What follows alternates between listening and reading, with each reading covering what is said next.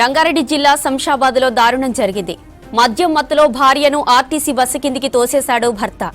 మహబూబ్ నగర్ జిల్లా దేవరకద్ర మండలం కౌకుంట్ల గ్రామానికి చెందిన పద్మ, బందన్న రాత్రి శంషాబాద్ బస్టాండ్ దగ్గర బస్సు కోసం వెయిట్ చేస్తున్నారు. అప్పటికే మద్యం తాగి ఉన్న భర్త వెళుతున్న ఆర్టీసీ బస్సు కిందకు ఒక్కసారిగా భార్య పద్మను తోశాడు. వెంటనే స్థానికులు ఆమెను ఉస్మానియా ఆసుపత్రికి తరలించారు. భర్తకు దేహశుద్ధి చేసి పోలీసులకు అప్పగించారు. హాస్పిటల్లో చికిత్స పొందుతున్న పద్మ పరిస్థితి విషమంగా ఉందని తెలిపారు డాక్టర్స్.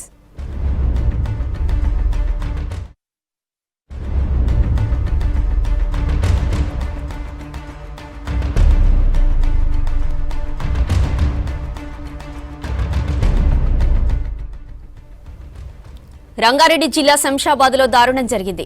మద్యం మత్తులో భార్యను ఆర్టీసీ బస్సు కిందికి తోసేశాడు భర్త.